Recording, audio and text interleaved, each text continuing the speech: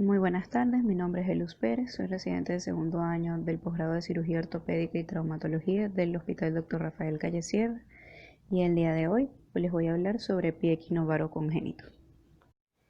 El pie equinovaro o pie sambo es un término que se usa para describir una deformidad compleja, congénita, con contracturas y mala alineación de los huesos y articulaciones del tobillo y del pie.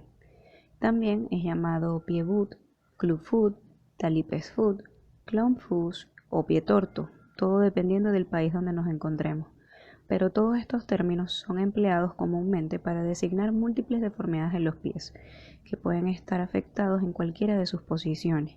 Típicamente vamos a encontrar equino, que es cuando el pie está en flexión plantar, varo, cuando el talón o retropié está inclinado hacia adentro dejando el apoyo sobre el borde lateral, y aducto cuando el antepié está rotado hacia la línea media del cuerpo. Esta combinación va a causar un efecto de supinación o inversión en la que la planta del pie está rotado hacia adentro y hacia arriba. Y adicionalmente también se encontrará un aumento del arco longitudinal interno que se traduce con un pie cabo. En cuanto a sus datos de epidemiología e incidencia, esta patología se está describiendo desde la época de Hipócrates y es una deformidad muy común. En las bibliografías revisadas hablan de que hay aproximadamente un caso por cada 1000 recién nacidos vivos, variando bastante de acuerdo con la raza y el sexo. Es más frecuente en el sexo masculino con una proporción de 2:1 y de acuerdo con la raza tenemos que se asocia a un factor hereditario, pues la incidencia por raza varía ampliamente, como pueden apreciar en la tabla. Los de menos incidencia son los orientales y los de mayor incidencia son los maoríes o poloneses, con 6.5 casos por cada recién nacido vivo. Además, es bilateral en el 50% de los casos y en caso de presentarse unilateral afecta principalmente el lado derecho. La mayoría de los casos del pie equinovaro son aislados, de naturaleza idiopática y no se asocian con otras anormalidades estructurales o genéticas. Sin embargo, se han propuesto muchas teorías de sus causas y se dividen en dos grandes grupos: las intrínsecas, como los trastornos genéticos, enfermedades neuromusculares y otros síndromes, y las extrínsecas, que hacen referencia a fuerzas externas que deforman el pie durante su desarrollo. Estas últimas entran dentro de la llamada teoría mecánica, que fue descrita por primera vez por Hipócrates. Él señalaba que el pie del feto asumía a fuerza la postura del equinovaro por fuerzas externas que hacían que durante el desarrollo esquelético rápido del feto los ligamentos y los músculos presentaban un acortamiento adaptativo y que los huesos del tarso lo que estaban haciendo era reaccionar a su entorno anatómico con esa alineación defectuosa de sus articulaciones. Dentro de las causas intrínsecas destacaban la teoría de la disfunción neuromuscular y el defecto primario en el plasma germinativo. Entre las de los defectos neuromusculares sugirieron lesión del nervio ciático popliteo, desarrollo defectuoso de los músculos estriados peroneos y acortamiento de las fibras musculares degeneradas durante el crecimiento. Muchos de estos se basaron en los estudios anatómicos e histológicos, donde concluyeron que la inervación anormal podía constituir el factor fundamental en el origen de esta enfermedad. Y la teoría del defecto primario en el plasma germinativo se basaba en que la deformidad ósea constante era el giro medial y plantar que hacía el cuello y la cabeza del astrágalo, por lo que proponían que la displasia primaria de este hueso era la causa de la deformidad y que podía inclusive desarrollarse desde el primer trimestre del embarazo. El conocimiento de la anatomía del pie y su biomecánica son útiles para identificar y tratar adecuadamente las deformidades del pie.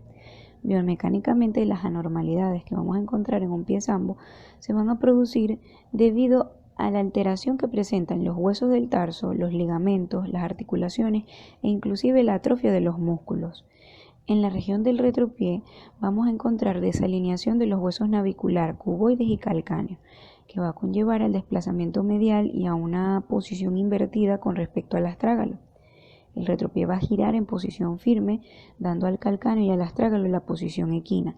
Sobre todo en la cabeza y el cuello del astrágalo van a adquirir una flexión plantar severa y se van a desplazar medialmente, mientras que el calcáneo va a rotar medialmente por debajo de él. En algunos casos, el cuello del astrágalo puede inclusive estar acortado o ausente, y en los casos de deformidad severa, el hueso navicular va a ser desplazado medialmente hacia la cabeza del astrágalo y se puede articular con esta. En el medio pie, las articulaciones metatarsianas van a estar deformadas y estrechadas y se van a acompañar de un aumento del lateral a medial de la flexión plantar. En la región del antepié vamos a encontrar abducción y supinación, lo que resulta con el aumento del arco longitudinal plantar que conocemos como cabo, y va a aparecer contractura de los tejidos blandos que se encuentran en el lado posterior y medial del tobillo, limitando el movimiento de la articulación subastragalina, lo cual va a conducir al acortamiento de los ligamentos medial y posterior del tarso, así como el desplazamiento medial del tibial posterior, del flexor halus longus y del flexor digitorum longus. El pie equinovaro ha sido clasificado de muchas formas.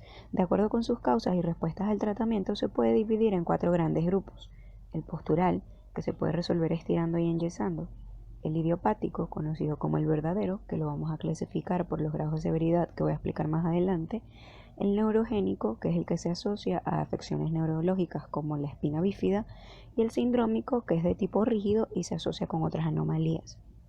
Las clasificaciones para medir la gravedad del pie equinovaro se van a basar en los hallazgos físicos, y dentro de estas van a destacar, o son más comúnmente empleadas, el score de Pirani y la escala de Di Meglio.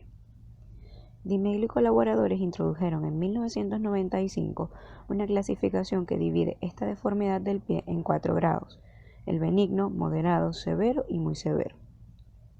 Se realiza evaluando el pie en 2 planos, sagital y horizontal. En el sagital vamos a evaluar el equino y el varo, mientras que en el plano horizontal vamos a evaluar la rotación y la abducción del antepié con respecto al retropié. Cada elemento de la escala comienza con un punto y puede tener hasta 4 puntos. En 1995 también se describió el sistema de puntuación de Pirani, el cual es utilizado para evaluar la gravedad y el progreso del tratamiento con el método Ponseti. Es un método bastante sencillo, se basa en la apariencia física mediante la evaluación de 3 signos clínicos en el retropié y 3 signos clínicos en el medio pie. En el retropié vamos a evaluar el pliegue cutáneo posterior, el vacío en el talón y la rigidez del equino. Y en el medio pie vamos a evaluar la curvatura lateral del pie, el pliegue cutáneo medial y la posición de la cabeza del astrágalo en el borde lateral. El puntaje de cada ítem puede ser 0 si es normal, 0.5 si es levemente anormal y 1 para aquellos con grave anormalidad. El diagnóstico del pie equinovaro congénito se realiza mediante los hallazgos clínicos del examen físico. Al momento del nacimiento se van a apreciar uno o ambos pies curvos hacia adentro, marcadamente invertidos en posición equina del tobillo y del pie. Tal como les comenté anteriormente, esta posición viene dada por flexión plantar del talón, la cual se mantiene por acortamiento del tendón de Aquiles que impide la dorsiflexión, así como también vamos a encontrar el componente en varo y la inversión del retropié.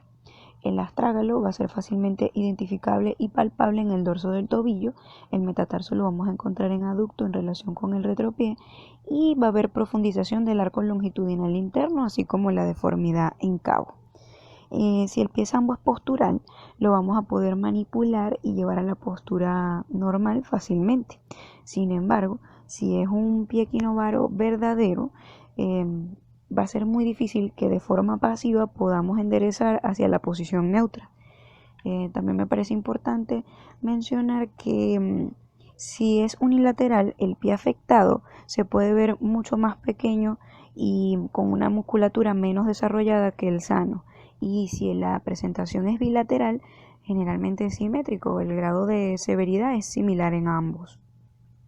En cuanto a las radiografías, los estudios radiológicos no son empleados para el diagnóstico. Como se mencionó antes, el diagnóstico se realiza netamente con el examen físico. Sin embargo, las radiografías pueden ser usadas para determinar la extensión de la deformidad, así como el progreso durante el tratamiento. Con esta podemos definir claramente y con exactitud las relaciones anatómicas de las articulaciones astragalo-calcáneo-escafoidea, tibio-astragalina, la mediotarsiana y la tarso-metatarsiana. Sin embargo, la incompleta osificación de los pacientes más jóvenes, así como los problemas con posicionar al paciente adecuadamente, pueden traer dificultades en la radiografía. La técnica ideal para la radiografía anteroposterior consiste en colocar al paciente con ambos pies en la posición de corrección máxima, en bipedestación o con apoyo ponderal. Inclusive algunos autores recomiendan el uso de férulas radiolúcidas para evitar una postura inadecuada. Y el tubo radiográfico debe ir en una angulación de 30 grados en sentido craneal desde el plano perpendicular a la cúpula del astrágalo y centrado en el retropié. Para la proyección lateral, el borde interno del retropié debe quedar paralelo al borde del chasis y la posición es de dorsiflexión máxima, con el pie flexionando hacia adelante a nivel del tarso, sin elevar el talón ni separarlo del chasis. Y el tubo de rayos X se va a centrar en el retropié en sentido perpendicular al chasis. Se han descrito innumerables mediciones para evaluar el pie equinovaro. Sin embargo, las más útiles y las más empleadas son en las rayos XAP el ángulo astragalocalcáneo, cuyo valor normal es de 20 a 50 grados, y el ángulo astragalo primer metatarsiano con el valor normal de 0 a menos 20 grados, los cuales se pueden apreciar en la representación gráfica que les coloco en la diapositiva, donde se observa un pie sano y un pie sambo. Y en la rayos X lateral, principalmente el ángulo astragalocalcáneo lateral, cuyo valor normal es de 20 a 50 grados, y que también lo coloqué en una representación similar a la anterior. Además, se debe determinar el índice astragalocalcáneo, que se consigue mediante la suma del resultado de la proyección anteroposterior y la lateral, y el valor debe exceder los 40 grados.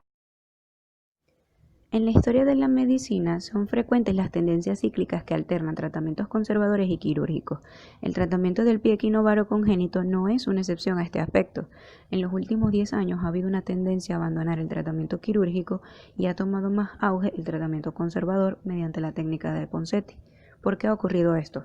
Porque el tratamiento quirúrgico con grandes liberaciones, a pesar de conseguir la reducción definitiva de la deformidad, ha presentado muchas complicaciones. A corto plazo podemos haber encontrado correcciones incompletas, hipercorrecciones o lesiones neurovasculares, y en los estudios a largo plazo han demostrado que los resultados con el tiempo se deterioran y se complican con rigidez, artrosis, debilidad muscular o deformidad residual en la edad adulta. Ignacio Ponseti fue un cirujano ortopédico español que dedicó gran parte de su carrera profesional al estudio del pie equinovaro. En 1963 publicó su primer artículo sobre la técnica de corrección del pie mediante manipulaciones y yesos, y desde entonces hasta ahora su técnica se ha impuesto como el tratamiento ideal en la mayoría del mundo. Las probabilidades de corrección completa con el método Ponseti aumentan si se inicia durante el primer mes de vida. Inclusive se habla de que hasta un 95% de los casos tratados precozmente no ameritan la liberación quirúrgica. Sin embargo, el éxito de este tratamiento depende del conocimiento de la anatomía patológica, así como de llevar a cabo de forma organizada y secuencial la corrección.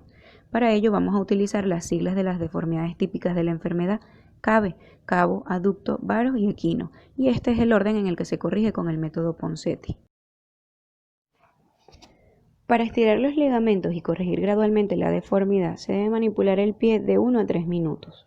Luego, se mantiene la corrección de 5 a 7 días mediante un yeso inguinopédico con la rodilla en flexión de 90 grados. En la mayoría de los casos, la corrección se logra con 5 a 6 cambios, pero se pueden colocar todos los que sean necesarios. El primer objetivo de la corrección es el cabo, lo cual se logra con la supinación del antepié con respecto al retropié. En la primera sesión hay que supinar y abducir al mismo tiempo el antepié, y con este yeso se suele corregir el cabo. En las sesiones sucesivas hay que corregir simultáneamente el metatarsus aducto y el varo del retropié, lo que se logra abduciendo el pie mientras se ejerce contrapresión lateral. Esto permitirá que el calcáneo, el escafoides y el cuboides se desplacen hacia afuera, lo cual corregirá la mayor parte de la deformidad del pie sambo. De hecho, hay que hacerlo en las sesiones sucesivas prestando atención en que la abducción se realice con ligera supinación, y no se debe afectar el talón realizando dorsiflexión prematura, sino que se debe hacer un movimiento de eversión hacia la posición neutra. Por último, se va a localizar la cabeza del astrágalo, sobre la cual se debe realizar la contrapresión en la zona externa, y nunca se debe hacer en la columna externa, porque si no, no vamos a poder lograr la corrección del varo del retropié y la inversión del calcáneo. Esto generalmente tarda de 3 a 4 manipulaciones para poder relajar las estructuras ligamentosas y moldear parcialmente las articulaciones. Después de cada yeso se disminuye gradualmente la supinación y por último se corrige el equino, lo cual debe hacerse cuando el retropié ya esté en valgo neutro o ligero.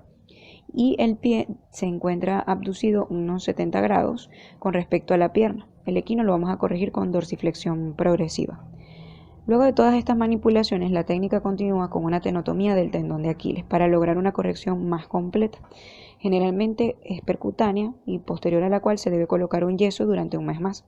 Para prevenir las recidivas, luego de quitar el yeso hay que colocar una ortesis de abducción del pie que se conoce como barra de Dennis-Brown, la cual consiste en dos zapatos rectos abiertos por los dedos conectados a una barra que mantiene los pies separados a una distancia similar a la de los hombros. Los zapatos de esta férula se encuentran en 70 grados de rotación externa y 10 grados de dorsiflexión, y si es unilateral el pie sano se debe colocar en 40 grados de rotación externa. Esta debe llevarse todo el día por 3 meses y luego solo por las noches durante 2 a 4 años. Es posible que posterior al método Ponseti aparezcan recidivas, sobre todo cuando no utilizan o abandonan tempranamente el uso de la ortesis. La mayoría de estas se producen en el retropié con equino y varo del talón y con regularidad se resuelven colocando nuevamente una serie de yesos.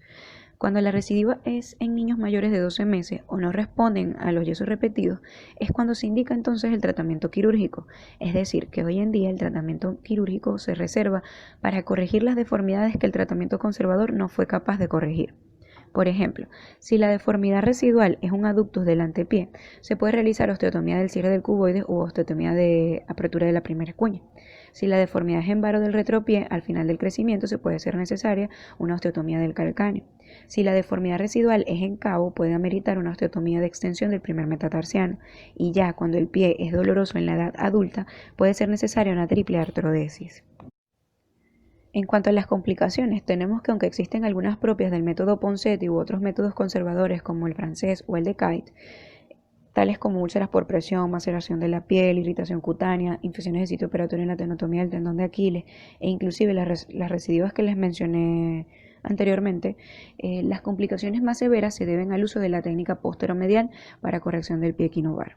Primero, tiene una tasa de recidivas muy alta que varía de un 20 a un 30% y también puede ocurrir una hipercorrección, bien sea por alargamiento excesivo del tendón de Aquiles, por sección completa del ligamento interóseo deltoideo o del talo calcáneo, o por una liberación excesiva de las estructuras internas del pie, lo cual se va a traducir en una función del pie más incapacitante que las presentes en el pie exambo no tratado. E inclusive, las cirugías para corregir la hipercorrección no siempre tienen buenos resultados porque terminan restringiendo aún más la movilidad del pie. Por eso, en la actualidad, el tratamiento de elección es el Ponseti, e incluso en el 2017 se lanzó un programa cuyo presidente es el cirujano ortopédico y traumatólogo Chris Lavey para el fortalecimiento de los sistemas de salud en cuanto a una estrategia mundial para utilizar el método Ponseti y erradicar así la discapacidad por el pie equinovaro. En su proyecto, ellos esperan que para el 2030 el 70% de los niños que nacieron con pie equinovaro congénito en los países de mediano y bajo ingreso tengan acceso a este tratamiento y puedan caminar y correr libremente. Les dejo las referencias bibliográficas revisadas. Muchas gracias por su atención.